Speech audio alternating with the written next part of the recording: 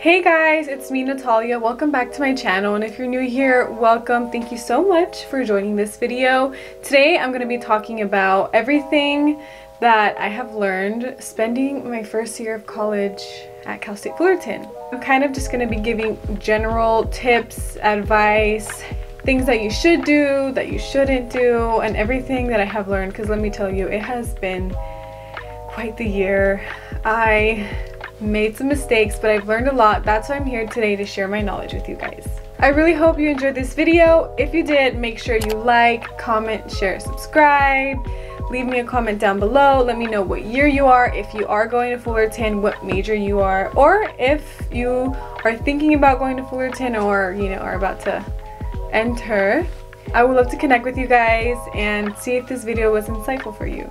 Let's just rip the band-aid off and get that over with. I want to talk about things that you should avoid, not even just in your first year, but in college in general. So the biggest mistake that I made that has affected me, and this is in an academic sense, was not thoroughly understanding what classes I needed to register for and not understanding what classes I was registering for. The way Fullerton works is they give you an audit, which you can find on your student portal. It's basically a summary of the credits that you already have or are planning to have, so anything that's in progress. For example, I took a lot of AP classes in high school, so I came into my first year with 28 credits. I was 2 credits away from being a sophomore, but on your audit, it will tell you it's kind of like a checklist. It'll check off anything that you already have credits for. So since I had a lot of English and language ones, I didn't need to take an English class. And it's very important that you analyze and look through your audit good, because you don't want to take anything that you've kind of already had credit for that you don't really need to take, or in my case, take the wrong thing. Another tip that comes along with that is reviewing your major requirements. For example, I am a public relations major in the College of Communications. So you would just look up CSUF public relations major requirements, and it'll take you to the website, and it's basically, it'll give you a list of the requirements that you need to take in order to graduate with that major. That was a mistake that I made, is that I didn't look at it ahead of time. So because of that, it made my audit very confusing to read, which led me to register for classes that I should not have been registering for. Fullerton gives you the first 2 weeks to make a change to your schedule, drop a class, switch a class, switch a professor, whatever. My thing was I just didn't do enough research. So do enough research, understand what you need to take, and then register ahead of time. A mistake to avoid. Everyone's gonna tell you this in life, but it's so true. I learned it the hard way, is really do not procrastinate. Do not slack off. Even if you don't understand it, just don't do it. I procrastinated a lot when it came to math. I wouldn't understand a problem, and sometimes the teacher or my classmates wouldn't answer me, so I'd just be like, okay, whatever, I'll figure it out on Monday. Monday would come, I wouldn't figure it out. I'd take an exam and I'd be like, oh my gosh, and I would fail. And that is why I did so bad on my classes my first semester, which put me on academic notice. This next one might not be a problem for some people, but it is one that I've always dealt with, especially in high school, and that's that you should not carry too much in your backpack. I'm in a way an over-preparer, overthinker, so I think that I need to have my whole house in my backpack. Sometimes it's a good trait, because I'll be with out with some friends, and then they'll need something and I have it because I'm just prepared all the time. But it's really draining, especially if you're walking back and forth to different classes, to have a very heavy backpack. A lot of classes too are in older buildings, especially the math buildings. Sometimes the elevator will not work. If you have an iPad or something and you don't really take notes like handwritten notes and you do everything on a laptop or something, good for you. I wish I was one of those people. I will carry a notebook for every single class and my book for every single class. Essentially, just be mindful about what you carry in your backpack, the weight of it, and also make sure that you get something that's very comfortable. Now getting into the resources section, the Career Center is a huge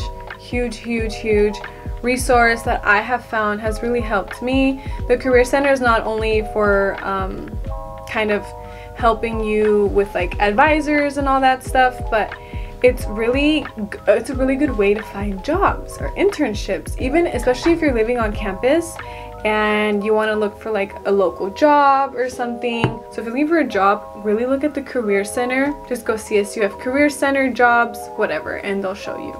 Next up is a fun fact. I'm not sure if you guys have known this, but the ASI Student Union, which is basically like the ASB in a way, they provide like food banks. It's really cool. I think they do it like once a month. I'm not too sure, but I actually got to go to one of them once, and they do have a lot of things for you to pick from and you can just take it home. Another resource I use when it comes to books, I think I've already said it, but thrift books. I've honestly found majority of the books that I've gotten, and even like Amazon has like Kindle versions of books, and that's actually worked out pretty well for me. Amazon's Kindle is a really good source. This is not sponsored by them at all, although they probably should, but it's not sponsored. I really do think you guys should try those websites before you like buy an actual book. There's also a student and wellness center at Cal State Fullerton. When I say like, you know, wellness, I mean, you know, like mental health wellness, feminine wellness, if you need like feminine products. They also provide a lot of things for like intimate wellness. You fill in the blank. Some things to do that I would like to share with you guys is making sure, especially if you commute, that you pack lunch, pack snacks, keep some in your little backpack, in your car. Trust me, you might not think like that you'll get hungry, but you really will, because classes last between an hour 15, an hour and a half. By the time I'm done with one class, even if I had breakfast before, by the time I'm done with one class, I'm so hungry. The student union, it's a building. They have on the first floor where they have like the food court, they have a whole wall of microwaves, and you can literally just go. Honestly, there's never a line because they have so many microwaves and like people are done so quick. You can just go heat up your food. So if you're worried about packing something and it getting cold, there's a microwave. They also have a food court you could go to like on days that you can't, but I personally find it better to just pack lunch. And by doing that, I just kind of wake up a little earlier, do it the night before, but it's really helpful in the long run. Also, the really cool thing is that they have a Starbucks in different buildings. Almost every building that I have been into has had one. There's a Starbucks in a lot of the buildings, so if that's something you're interested in, then I think you'll love that. For my commuting students, I did a full year now of commuting. Inland Empire to Fullerton, which without traffic, typically this would be a 45-minute drive, but if you have an 8:30 a.m. class like I always do, you do like an hour 15, because it's just traffic hours. It will be a bit of a drive, but it's okay. Make it an activity. That is my biggest tip. Make it an activity before I leave the house. Like, you know, take a little drink, a little coffee, a little smoothie, a little juice, whatever.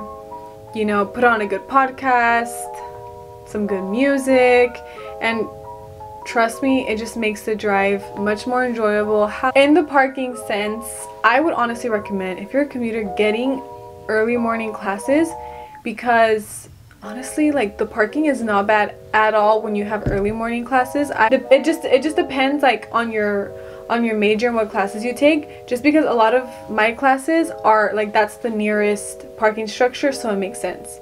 But if you're like a different major, your buildings are probably on the other side, so it just depends.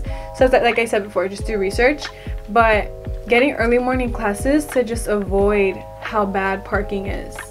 Speaking about parking permits are so expensive. Oh my gosh. I'm sorry guys, I think I have bad news.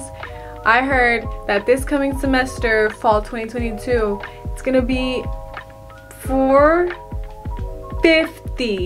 If you're commuting multiple times a week and you're gonna be there most of the day or whatever, then it is best to get a parking permit. However, say you're going once a week, I would say just get the daily parking permits. It might be cheaper for you in the long run. And the good thing is that they forgive you one parking ticket per semester as long as you have purchased a permit.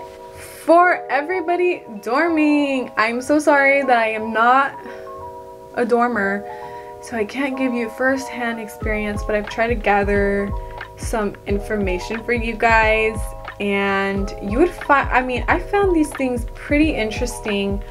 One of my Instagram friends, her name is Anna. Shout out to her. I'll leave her right here. She's Frosted Princess Official. She let us know on some insight from her experience dorming, and she said to make sure that you invest in a trash can that's larger than like your average desk can, because apparently it just, you know, gets full more often than you would expect, and I'm sure it's like a hassle having to throw it out and stuff. She also mentioned to have 2 separate shower caddies. I think that's how you say them, but one for your skincare and then one for like your actual shower stuff, which honestly is a pretty good idea. A downside about the dorming that I think almost everybody at Fullerton knows is how bad parking is for dorming students. I know a lot of students have complained about how difficult it is to park, especially if you're living on campus. I do think, you know, you obviously should have a space to park. Just a heads up on that. Be mindful, especially if like, you know, you're dorming and you're going to be taking your own car. Moving into social/Greek life. I myself am not in a sorority, or I'm not involved in Greek life at all. In fact, I've never been to a college party. It was only my first year, but still, what I've seen, Fullerton is very full of Greek spirits. I think it's really cute because I see a lot of the different sororities, especially like the first week or so, you like notice they have like custom like shirts, and like they each have a style. Like they had like one sorority had like a pink Von Dutch shirt, like inspired shirt.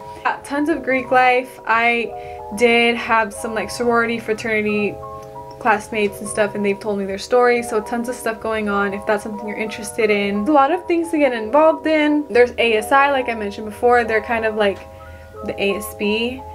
Also, if this interests you, I did not know they had this, but they also have like a Titan Catholic club. I learned this because it was on Ash Wednesday. I was on campus and I was kind of like concerned because I was like, oh, I don't think like I'll be back in time to go to like mass with my family because like I'm over here. Turns out they actually give a mass like on campus. Next up, if you're a comm major, or even if you're not a comm major, I know a lot of people love to get involved through Titan News. Obviously, if you're into like journalism or broadcasting or producing, whatever, even if you have something different, they do have a Titan News, which I know a lot of people do get involved in that. So next I want to share some of my personal tricks. I'm gonna let you guys in on my little secrets. The tip I would really recommend is getting to campus at least an hour before class.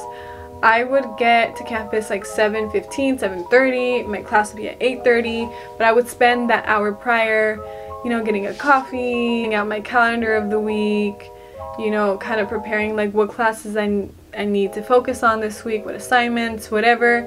Having some time for yourself, because also I think the key to success in college is really like managing yourself well. That's like financially, time-wise, academically, even like with your wellness, you know, keeping a good balance. So next up is the Polak Library, which is, I guess, the primary library.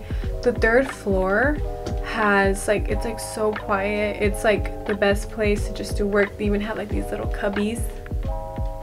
The thing I want to share is they do have a food court, but They have, let me see if I can remember from the top of my head, just so I can kind of give you guys so you understand what's there. They have a Jamba Juice, a Pyology, a Panda Express, a Baja Fresh, like some like Japanese one, I think. And then they have a Starbucks like in the basement, like bottom floor, where they also have like bowling and like pool table and stuff like that. That's like the chill zone. I really hope that this video was very helpful for you, and I really hope that you use this knowledge for your own college experience. And if you're about to start college, or if you're in it already and you're struggling, just know that we're all on the same journey in different ways. You can't perform well in college unless you're taking good care of yourself, so make sure that you prioritize that. And thank you so much for watching. I had tons of fun talking to you guys and chatting with you guys about the many experiences and things that I have learned. But if you guys are interested in seeing more detailed videos, for example, how I prepared for the semester in terms of like organizing my calendar, my backpack, having a car emergency kit, maybe a vlog, whatever. I'm so excited for the back to school content coming up. But if there's anything you guys want to see, please make sure to let me know in the comments down below. And also make sure to share this with your friends, even if it's not Fullerton. Any college that they're probably going to is knowledge that they can find useful. I also have my socials down below if you want to follow and connect with me in case of anything you guys may need, any guidance. I will try my absolute best, even though I sometimes need my own guidance. I would love to help. Thank you so much for watching. I really hope you enjoyed this video. Bye!